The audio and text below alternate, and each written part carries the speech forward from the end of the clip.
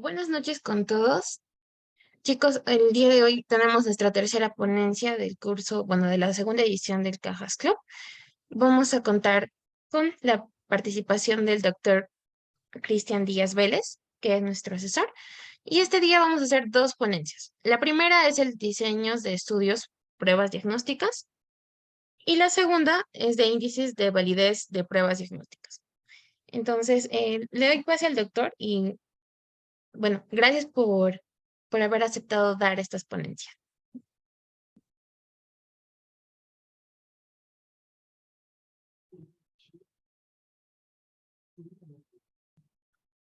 Hola, buenas noches a todos.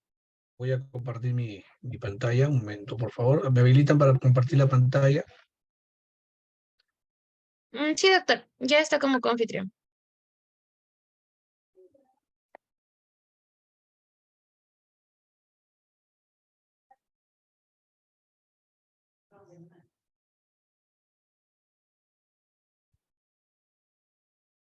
¿Se logra observar?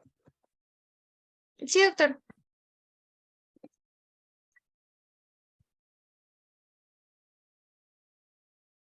Muy bien, buenas noches nuevamente.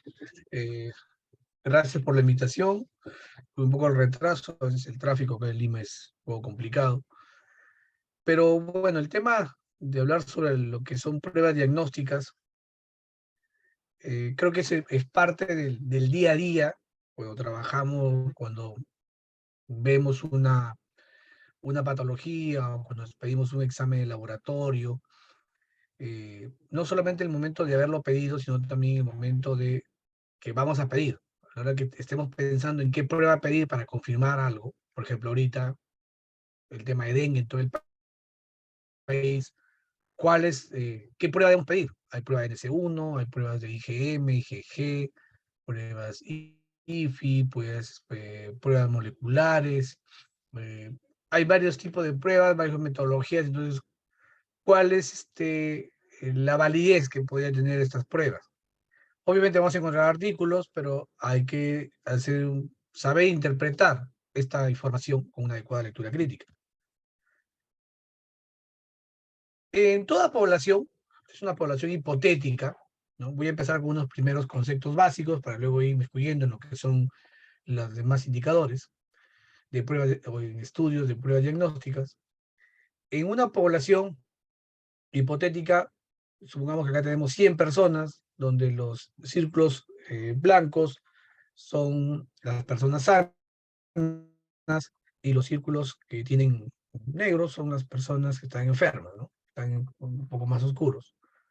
Podemos ver aquí entonces que de las 100 personas que figuran en esta población, 70 son sanas y 100 y 30 son enfermas. Entonces, si yo quiero sacar la prevalencia de la enfermedad en esta población, fácilmente nos damos cuenta que es 30%. Si nosotros aplicamos una prueba, un test, ¿no? Para cualquier enfermedad, ¿no? Pensando en dengue, por ejemplo, las características de las pruebas diagnósticas es que la prueba puede ser que detecte, ¿no? Por ejemplo, vamos a ver acá, tenemos la prueba va a detectar como positivos a todos los que estén de color, a todos los que están ahorita coloreados de color rojo. Y los que están de color verde vendrían a ser las personas que salieron en la prueba negativas. Pero vamos a darnos cuenta que esta prueba que nos acabamos de tomar, va a haber un grupo que saliendo positivos a la prueba, realmente están enfermos, ¿no? Que pueden ustedes observar acá, estos son los que realmente están enfermos, positivos a la prueba, pero hay un grupo que saliendo positivos a la prueba, están sanos, o también algún grupo que salieron a la prueba negativos, sin embargo tienen la enfermedad. Estos que no concuerdan son llamados los falsos positivos, porque es falso que sea positivo, salió positivo, pero no tiene la enfermedad.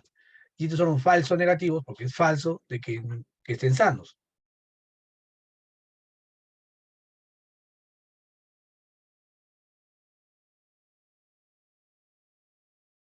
que no tengan la enfermedad.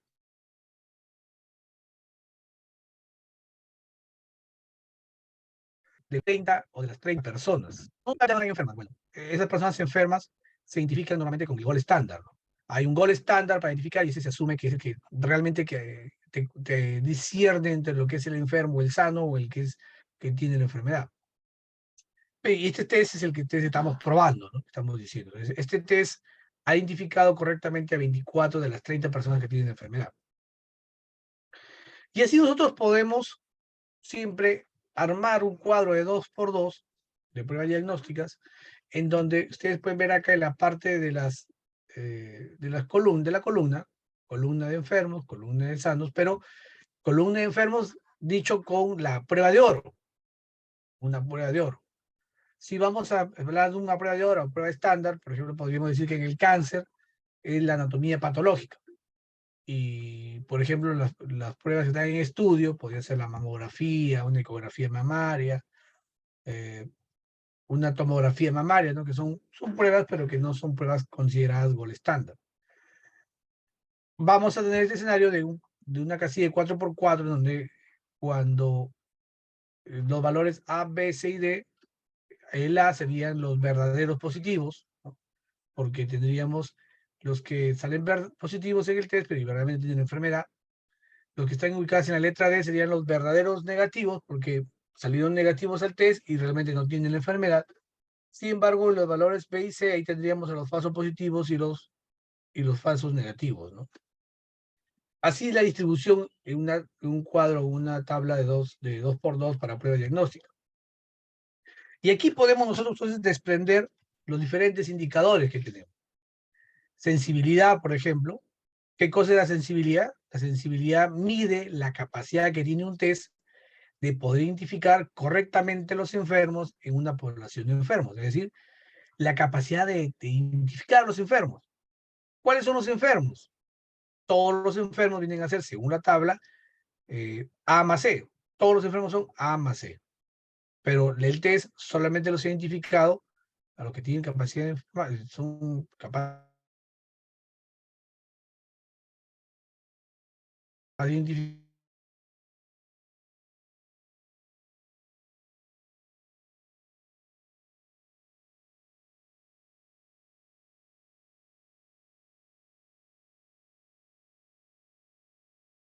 sobre A más C. Identificó a 24 de 30.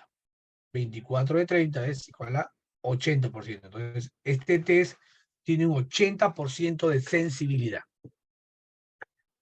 Y como dice aquí, la sensibilidad se refiere a cuán bueno es un test para identificar correctamente a las personas que tienen la enfermedad. Es la capacidad de un test para identificar enfermos. La sensibilidad, como ven acá ustedes, las pruebas más sensibles en menor proporción calificarán como negativos, o sea, los falsos negativos, a personas enfermas. O sea, cuanto más probable que tengan la enfermedad, es menos probable que puedan identificarlas como negativos, ¿no? Por ejemplo, ¿por qué quiero mostrarles esto? O sea, si yo voy a buscar, estoy buscando un nuevo test, un test para identificar cáncer, entonces, ¿qué pasaría si yo digo, voy a escoger personas con cáncer y son personas con cáncer terminal, ya estadio 4, con metástasis y todo eso? Pues son personas muy enfermas, entonces es más probable que el test los identifique más rápidamente. Es poco probable que tenga falsos negativos. Por eso que cuando se hacen pruebas diagnósticas, se pide que la enfermedad tenga todo el espectro, es decir, llevándolo al caso del cáncer, sería personas que tengan estadio avanzado, estadio 4, estadio 3, estadio 2, estadio 1. O sea, me está mostrando todo el espectro de la enfermedad. Porque si no, entonces un test, recuerden que cualquier prueba diagnóstica o test diagnóstico, lo que va a darte es una capacidad de poder discriminar entre el enfermo y el sano. Pero si tú tienes una persona que pues ha bajado de peso, tiene sudoración nocturna, tiene antecedentes familiares de un cáncer, o sea, tiene todas las características y además está muy enfermo porque tiene metástasis. Entonces, la capacidad de discriminación, o sea, de una prueba no está acorde. Ya vamos a ver adelante también ahí existe el concepto de poder discriminatorio también. Pero bueno, sensibilidad entonces es la capacidad de detectar al enfermo. Un poco lo que escuchaba hace un momento. Tenemos acá, ahora hablamos de especificidad. ¿Qué es la especificidad? La especificidad ya viene a ser la capacidad que tiene un test de detectar sanos. Así como la sensibilidad es para detectar enfermos, la especificidad es para detectar sanos. Entonces, si nosotros vemos en el ejemplo que hemos venido trabajando, de los 70 sanos que había en la población, ese test identificó a un grupo de ellos, acá, exactamente a 1, 2, 3, 4, 5, 6, a 14 de ellos los identificó como enfermos, pero hubo 56 que los calificó como sanos. Entonces, la sensibilidad vendría a ser la capacidad que tiene el test o el instrumento para detectar sanos. Y aquí tendríamos entonces que detectó 56 de 70 sanos, entonces estamos hablando de una especificidad de 80%. Entonces, la especificidad, cómo se calcula? Dividiendo el D, que son los verdaderos sanos, entre, entre todos los sanos, que sería B más D. Entonces, la especificidad mide la capacidad de un test para poder identificar correctamente a la población sana. Recuerden, la sensibilidad, capacidad para identificar enfermos. Especificidad, capacidad para detectar sanos. Las pruebas más específicas, o sea, las que tienen mayor especificidad, raramente tendrían falsos positivos, ¿no? Falsos positivos, en ausencia de la enfermedad. Mientras que, recuerden, la sensibilidad era poco o raramente identificar falsos negativos. ¿En qué caso se usa? Por ejemplo, no sé si ustedes escuchaban a veces en VIH, se hace la prueba de Lisa, por ejemplo, y pasa con una prueba confirmatoria que es Western blot.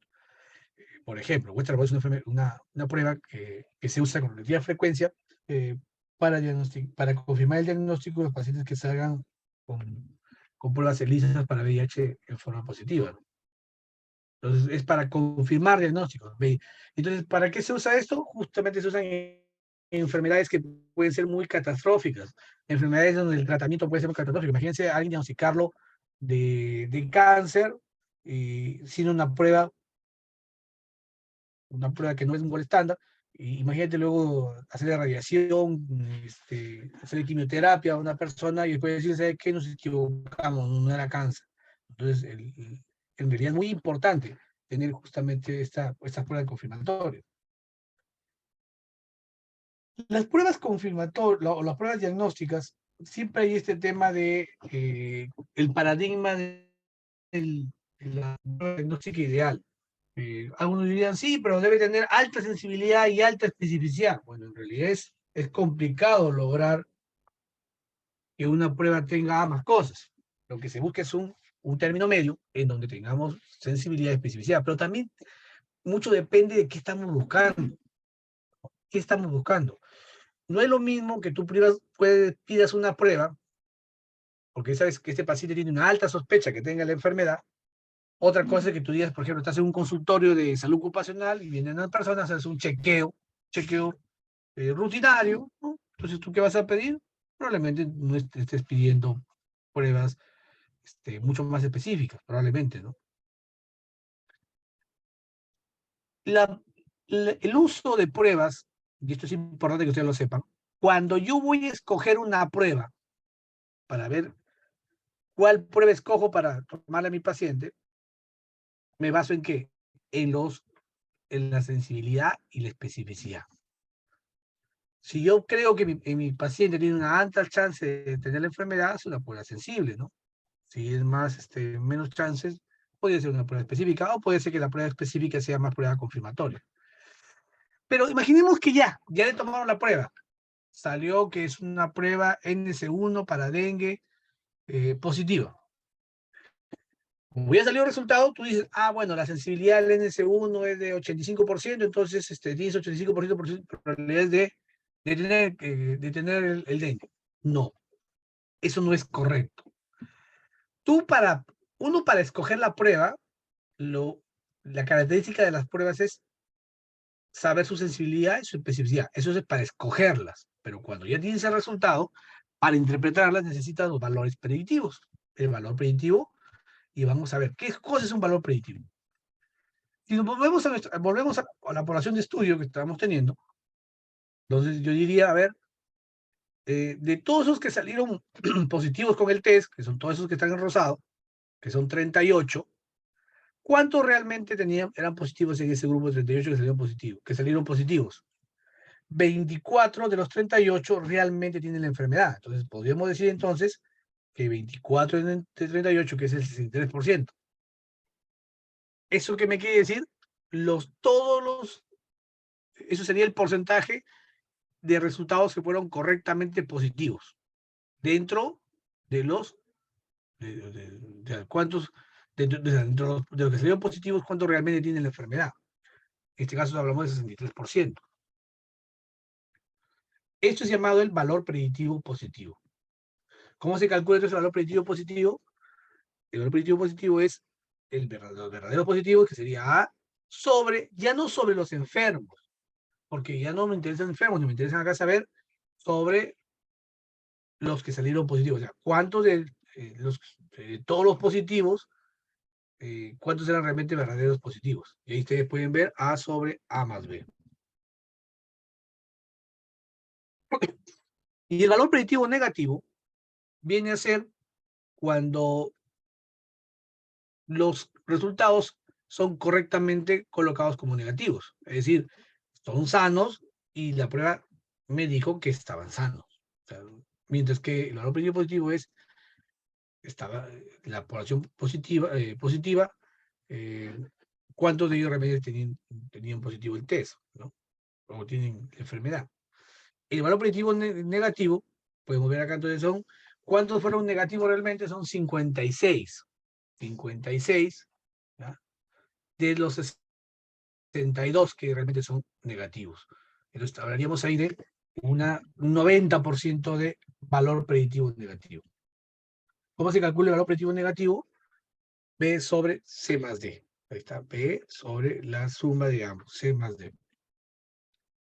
Este es un detalle que ustedes deben conocer. Tenemos acá la prevalencia de una enfermedad. En el primer escenario, ustedes van a ver ahí que la especificidad y la sensibilidad es de 80, la especificidad y la sensibilidad de 80%. ¿Qué pasa con los valores predictivos positivos y negativos? Bueno, el valor predictivo positivo es 90% y el valor predictivo, no, el negativo es 90% y el positivo es de 21, 26 o de 31%. Eso es, ¿recuerdan? Cuando hicimos la prevalencia inicial, nos salió que la prevalencia era 10%. ¿Qué pasa si la prevalencia comienza a incrementarse? Es decir, ya no es solamente el 10 de 100 bolillas aceptaron o, tienen, de esas bolillas tienen la enfermedad, o sea, hablamos de 10%. Ahora podemos decir que ya no es 20, sino es 18, 23%. Van a ver ustedes cómo la prevalencia de la enfermedad comienza a modificar los valores predictivos. No así, fíjense cómo no la sensibilidad ni la especificidad no se modifican, no se alteran, porque justamente la sensibilidad y la especificidad es una prueba que se considera que es una prueba, una característica más interna de la prueba diagnóstica, ¿no? Es propia de la prueba. En cambio, los valores predictivos van a adaptarse dependiendo de la prevalencia de la enfermedad. Imagínate, no es lo mismo que tú hagas, en el Perú hagas una validación de un instrumento para detectar de tuberculosis, por ejemplo, porque obviamente la prevalencia de tuberculosis en el Perú es mucho más alta que en otros países. Entonces, la prevalencia de la enfermedad me va a modificar, no la sensibilidad y especificidad, porque esos son prácticamente las que te da el inserto, el fabricante de la prueba, sino los valores predictivos. Porque si en mi comunidad la prevalencia es más alta, obviamente va esto, pueden ver ustedes acá, cómo la prevalencia va a incrementar.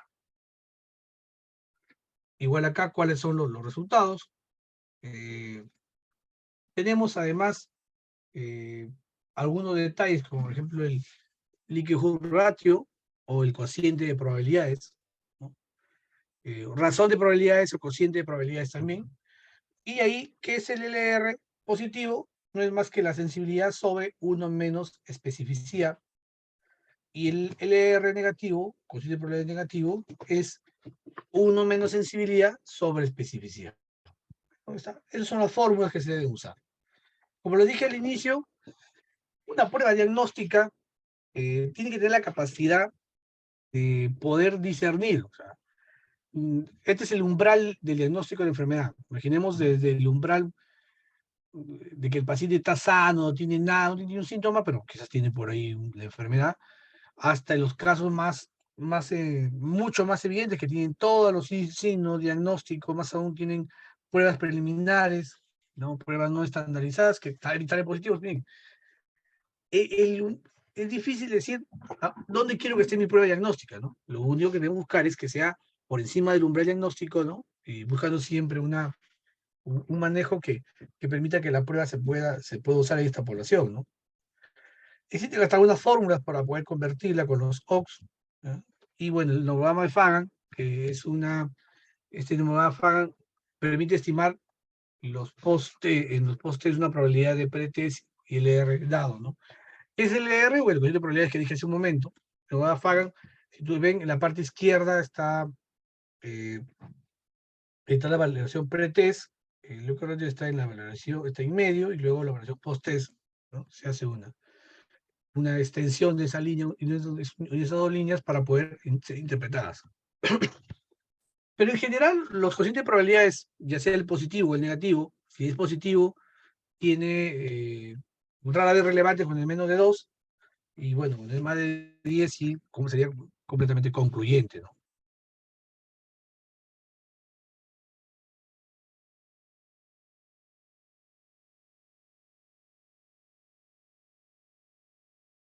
También existen otros indicadores, como por ejemplo el OR eh, el OR diagnóstico, por ejemplo.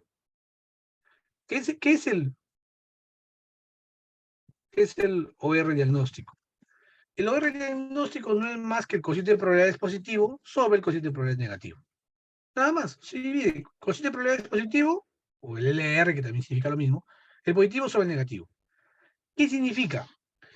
Esto es, no sé si ustedes han visto algún estudio, le dicen son como si fuese un OR. Lo que pasa es que los OR son los odds ratio, son ORs calculados en estudios de caos y control. Eh, Aquí tendría un significado porque vendría a ser un OR, pero es un OR de un estudio diagnóstico. Entonces, este OR, ¿qué significa? O sea, cuanto más grande es el número, eh, mayor capacidad discriminatoria tiene entre seres enfermos. O sea, si es un valor de 1.2, y yo comparo dos, estos son datos que te sirven para comparar entre pruebas. Digo, mira, esta prueba tiene su sensibilidad, su especificidad, pero tú no te decides. Tú dices, no, pero yo quiero discriminar bien entre sanos y enfermos. Ay, a ver, ¿cuánto tiene de OR diagnóstico esta prueba? Ya, esta prueba, saco sus cálculos y digo, esto tiene tanto de OR diagnóstico, tiene 1.2, y el otro tiene 8. Obviamente el de 8, cuanto más se amplía el valor del OR, tendría mayor capacidad discriminatoria entre sanos y enfermos. Un valor mayor de 1 indicaría capacidad discriminatoria, que será mayor cuanto mayor sea el valor, ¿no? Esa es la idea. También están los NND. ¿Qué son los NND? Que son los números necesarios para diagnosticar. Así como existen los NNT en lectura crítica de ensayos clínicos, número necesario a tratar. ¿Qué significa número necesario a tratar? Es, ya, muy bien, ¿cuántos tengo que tratar con este medicamento para producir un efecto? Es decir, si este es un medicamento que ayuda a evitar la insuficiencia renal aguda, entonces, y me sale que su NNT, por ejemplo, significa que yo tengo que tratar a 100 pacientes para que uno de ellos le haga el efecto, a diferencia que otras pruebas diagnósticas o estudios de tratamiento, digo, oye, tengo que tratar a 5 para que me produzca un efecto. Oye, ¿en cuál invierto? No tengo que tratar a 1000 personas para tener un evento a favor, y yo tengo que tratar solamente a 50. Obviamente, para tomar este riesgo, usaría el que tenga el NNE más bajo.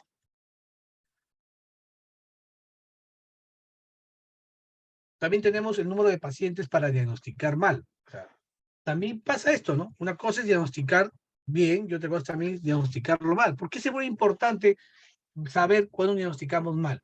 Porque un paciente, estos llamados los falsos los falsos positivos, por ejemplo, o que en realidad, o los falsos negativos, que no se juntan en ninguna casilla de dejar. ¿Qué pasa si alguien diagnosticamos de la enfermedad y realmente no la tiene? Y comenzamos a usar, imagínate, dicen que tiene cáncer, tiene que pasar radioterapia, quimioterapia, y realmente no era un cáncer. O sea, estábamos usando una prueba que no tenía una validación adecuada, por lo menos no tenía, por lo menos en esa población. Este parámetro nos da el número de pruebas diagnósticas que debemos tener que hacer equivocarnos para una vez, para que se pueda, será mejor. O sea, yo tengo que tomar 10 pruebas para recién tener un evento aislado. O sea, para yo hacer el diagnóstico. Entonces, eso es lo que más nos indica. Viendo estos indicadores, vamos a proceder a desarrollar rápidamente algo así como un taller basándonos en esta información que tenemos. He cogido una lectura crítica, una lectura para que ustedes lo vean y vamos a plantear preguntas de la lectura crítica para que ustedes lo vayan entendiendo. Se ha establecido en nuestra área un grupo de trabajo conjunto entre médicos de familia y dermatólogos para mejorar el abordaje de los tumores dermatológicos. Dada la sobrecarga de trabajo y las demoras en las interconsultas, deseamos mejorar el proceso de diagnóstico y tratamiento en el carcinoma vasocelular, una enfermedad de piel, un cáncer. Podría ser que, bueno, acá en Perú le pasa que los celulares es más importante, pero podría pasar que sean otro tipo de lesiones. Como primer paso, se requiere analizar la adecuación del diagnóstico clínico hecho en la consulta de atención primaria. Entonces, ¿qué es lo que quieren plantear acá? Quieren ver si, no otro test, mira, fíjense acá que es muy importante el ejemplo. O sea, no es hacer otra prueba diferente, no, no, es solamente con que yo le pregunto una anamnesis. Con 4 preguntas, 3 preguntas que responda, yo puedo tener mayor certeza si está haciéndose bien. Entonces, la pregunta es si los datos de la historia clínica y la exploración física, es decir, los datos contemplados de historia más, en su momento que está haciendo bulla.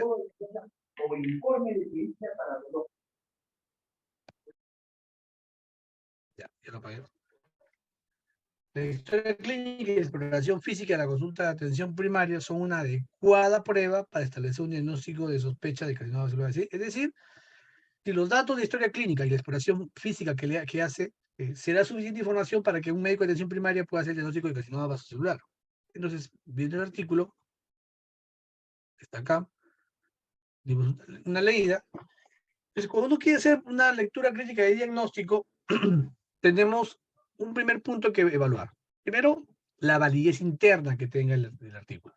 ¿Qué es la validez interna? Primero, ver qué diseño de estudio es.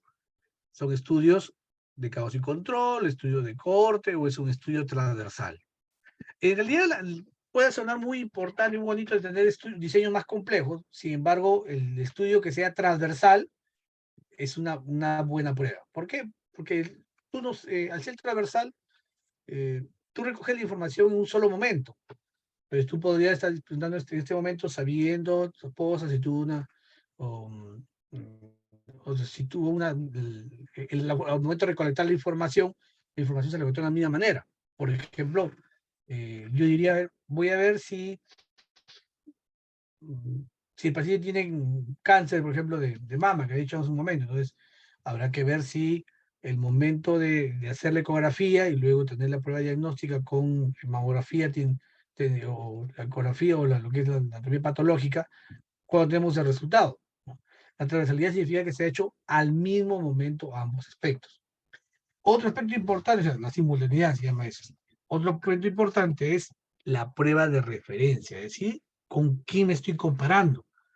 ¿Qué pasa si yo hago un estudio comparando y quiero sacar la sensibilidad y especificidad de la prueba, donde quiero comparar el uso de la mamografía comparado con la tomografía?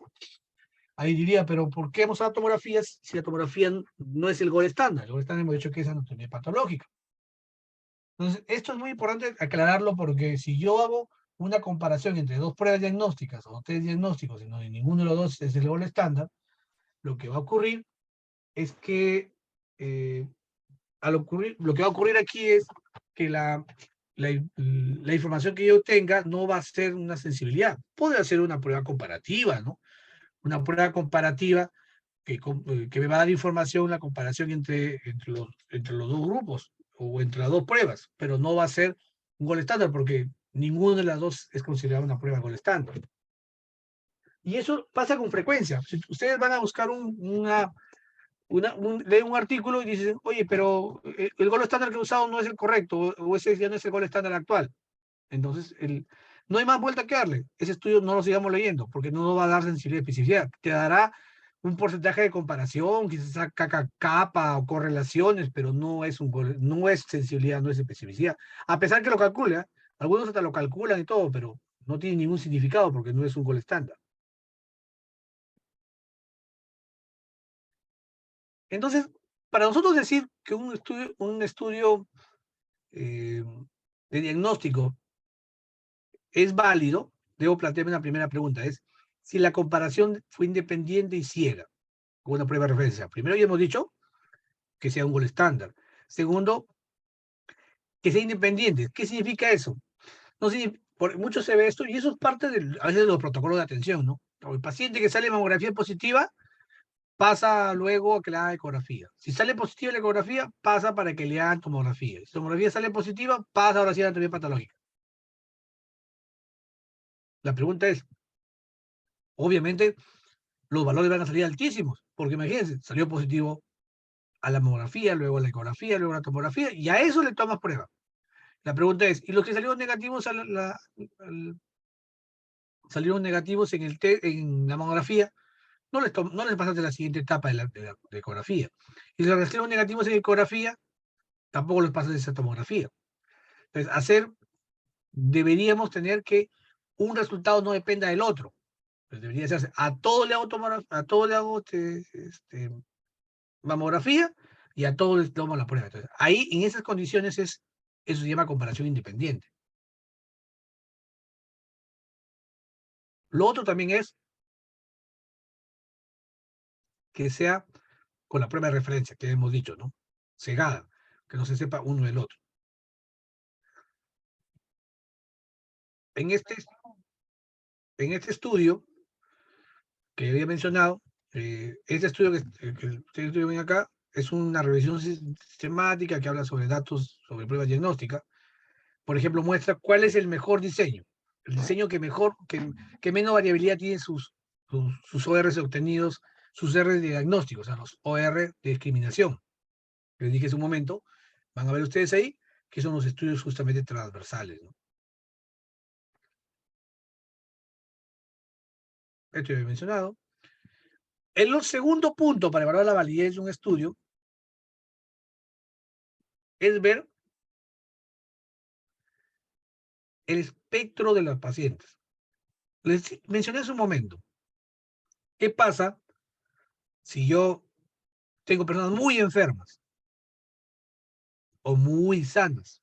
Entonces, mi prueba no va a cumplir la función discriminatoria entre el sano y el enfermo. ¿Por qué? Pues si están muy enfermos, como se dice, como el dicho, ¿no?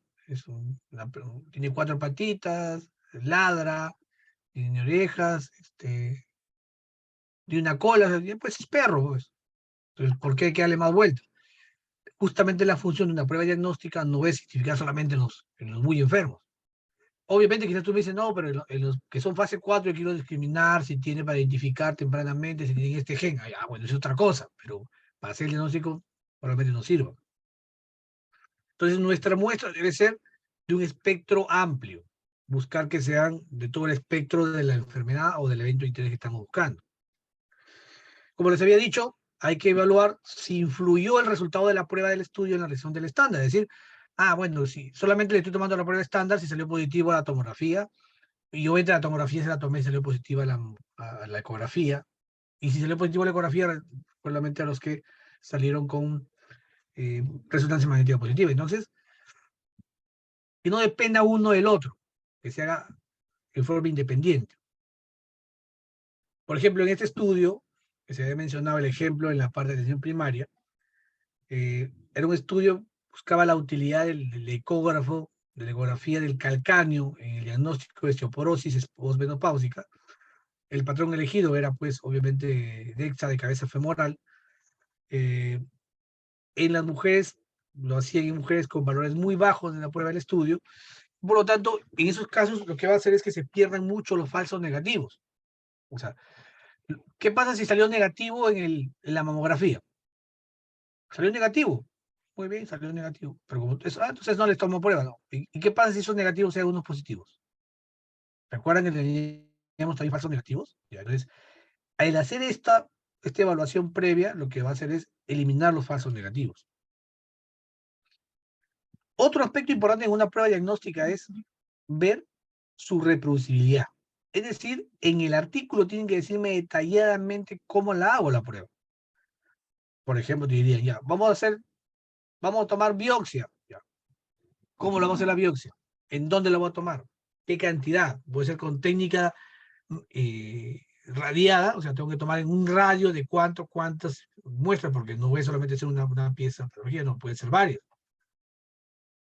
Una muestra de sangre, imagínense que fuese eso. Ya. Una muestra de orina. ¿En qué momento la vamos a sacar? ¿La primera muestra de orina de la mañana? ¿El chorro medio? ¿O la muestra de orina de la tarde? Eh, ¿Dónde lo colecto? ¿Lo tengo en tapa cerrada? ¿Lo tengo con, por ejemplo, con un anticoagulante? Porque puede ser que colocarle un anticoagulante a una muestra de sangre, puede ser que cambie su información. Entonces, la información que uno pide acá debe ser es tan importante como decir una receta.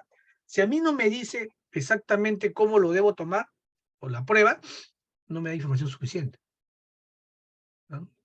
Hasta decirme, tengo que tomar 3 centímetros de sangre, centrifugarla a tantas revoluciones durante 10 minutos y tomar con la licuota una muestra del suero y ponerla acá. Me da detalles de la información. Hay que mostrar también qué persona lo debe hacer, o sea, la muestra debe tomarse por un personal con entrenamiento, la preparación que el paciente que debe tener, ¿no? Por ejemplo, si vamos a sacar una prueba para diagnóstico, para ver el tema de resistencia antimicrobiana, no le puedo tomar al paciente sabiendo que hace 30 minutos le acabo de aplicar un antibiótico. Le voy a tomar una muestra, obviamente no va a crecer nada, pues, ¿no? Entonces, esa importancia para no tener falsos negativos. También hay que ver si la información que nos muestra en el estudio tiene información de cómo calcularlo. O sea, así como le acabo de mostrar la sensibilidad, la especificidad, el valor predictivo, positivo y negativo. O sea, a veces no hay, o no está la información completa, pero tú ya sabes cómo hacerlo, tú puedes calcularlo. Por ejemplo, el artículo no dice OR diagnóstico. Oye, pero si yo tengo la sensibilidad y especificidad y tengo los valores predictivos, ¿puedo calcular cociente de probabilidades? Sí, y con eso puedo calcular luego por discriminativo, también, entonces ya lo calculo. Además, deben estar todos los resultados postrados en intervalos de confianza, ¿no? La importancia de tener un intervalo de confianza, miren, fíjense ahí, porque me va a permitir saber cuánto es el espectro de que se mueve mi intervalo de confianza. Miren ustedes ahí, por ejemplo, el valor predictivo positivo baja de 72 hasta 84, sensibilidad de 23 hasta 31. Como pueden ver, va a ser dependiendo de lo que nosotros estamos mostrando, va a ser muy importante los intervalos de confianza. Pero también vienen algunos otros puntos que son importantes a mencionar. La validez externa. Hemos visto primero validez interna, ¿recuerdan? Después hemos visto los resultados y ahora validez externa. La validez externa viene a querer saber si los datos que yo tengo de este estudio se aplican en mi medio. Por ejemplo, una prueba muy sofisticada. Quiero ver, por ejemplo, valorar la prueba rápida de lectospira. No hay prueba rápida de lectospira en el Perú. No lo voy a poder aplicar. O quiero hacer una prueba diagnóstica de una enfermedad, la cual no hay en el país, o no hay en mi región, o no hay en mi comunidad.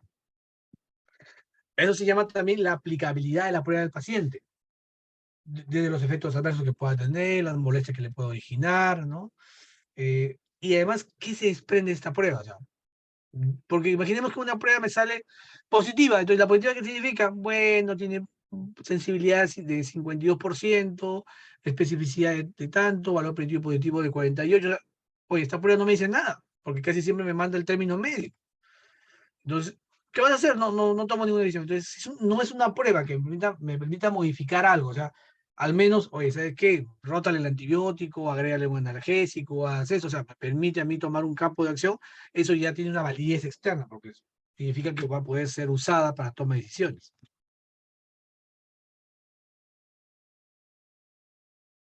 Y finalmente, si los datos aportados por una prueba no conducen a cambios en el tratamiento ni en el manejo del paciente, entonces podemos decir que su aplicabilidad puede ser cuestionable. Ustedes van a ver acá una lista de este chequeo, los datos de STAR. STAR es justamente la metodología que se usa para evaluar pruebas diagnósticas. Aquí van a ver todo lo que se ha hablado. Está aquí un poco en resumen, donde la prueba de referencia, la selección de participantes y todos los aspectos metodológicos que he mencionado. Son las pruebas, lo que se hace como chequeo, ¿no?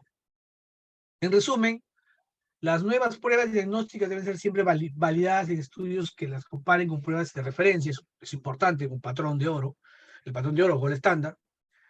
Ninguna prueba diagnóstica presenta una seguridad 100%, o sea, no es que tengan alta sensibilidad, alta especificidad, buen valor predictivo positivo, buen valor predictivo negativo, buen cociente de probabilidades. No, o sea, la prueba tiene que tener un balance y va a depender del escenario que yo tengo. Pues yo tengo un paciente que es altamente probable que tenga la enfermedad, busco una prueba sensible. Ya tengo resultado. Ya, muy bien, tengo resultado. Oye, pero ¿cuál es la prevalencia de la enfermedad en este lugar? Tanto, ya, para poder ver si modifica mi valor predictivo positivo. Y luego veo, oye, ¿qué tanto? Pero quiero compararla con esta otra prueba que tengo, no sé cuál usar. ¿Y esta prueba cuánto tiene de valor, cociente de probabilidades? Muy bien, hago poder discriminativo. Entonces, yo puedo evaluar con qué prueba puedo trabajar mejor.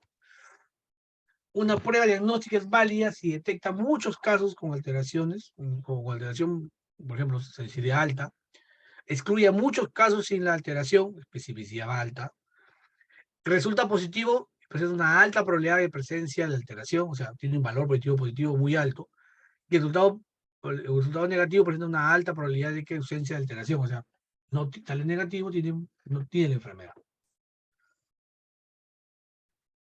Esto es un resumen. Disculpe. Y la mejor medida de utilidad de una prueba diagnóstica es el cociente de probabilidades. Eso es para evaluar utilidad. Los cocientes de probabilidades son también llamados los LR, ¿no? Que son los puntos. Esos serían los datos más importantes en el momento que evaluemos una prueba diagnóstica. Muchas gracias.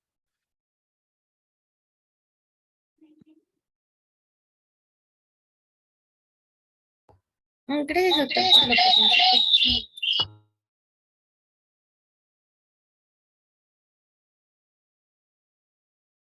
Lo siento, interferencia. Gracias, doctor, por la ponencia. Creo que tenemos un tema más pendiente, que es el segundo tema que se iba a tocar hoy, que es índices de validez de pruebas diagnósticas. Esos son los puntos que tocaba al inicio, que son los temas de poder discriminatorio, los temas de cocientes de probabilidades, son parte de eso. He hecho la mezcla de las dos cosas, eso les dije que lo iba a hacer para que sea un poco más. Ya. Listo, doctor. Muchas gracias. Disculpe el malentendido. Ya están los links entonces de ambos temas en el chat. De nuevo, doctor, muchas gracias tanto por la asesoría y también por brindarnos estos temas a todos los participantes de esta segunda edición del Cajas. Esperamos contar con usted para próximas ponencias y los certificados se les van a estar enviando a su correo, doctor. Gracias. Sí, muchas gracias. Saludos a todos ustedes. Hasta luego. Hasta luego, doctor. Gracias.